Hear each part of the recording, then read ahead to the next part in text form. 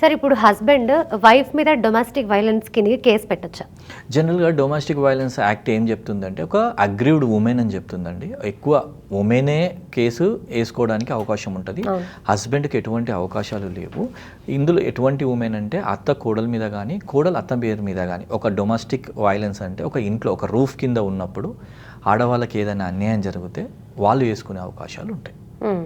కానీ హస్బెండ్ అనేది ఉమెన్కి సంబంధించిన యాక్ట్ కాబట్టి హస్బెండ్కి ఎటువంటి అవకాశం లేదు. చాలామంది రాంగ్ గైడ్ చేస్తున్నారు.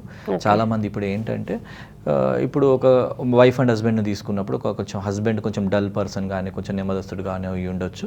వైఫ్ కొంచెం తొందరపాటు అవకాశం ఉండొచ్చు. అట్లాంటప్పుడు తను నెట్టేయడం కొట్టడమో లేదా కొంచెం అతన్ని అరాజ్ చేయడమో జరుగుతుంది. ఎందుకంటే వైఫ్ అండ్ హస్బెండ్ అన్నాక హస్బెండే అరాజ్ చేస్తాడని లేదు, వైఫ్ చేసే వాళ్ళు కూడా ఉన్నారు. అట్లాంటి కేసులు మేము చూసినాం. అట్లాంటప్పుడు చాలామంది అడిగేది ఏంటంటే నన్ను ఈ విధంగా హరాజ్ చేసింది, డొమెస్టిక్ వైలెన్స్ కేసు పెట్టచ్చా అంటారు. కానీ డొమెస్టిక్ వైలెన్స్ కేసు వైఫ్కి అగనిస్ట్గా పెట్టనీకి లేదు.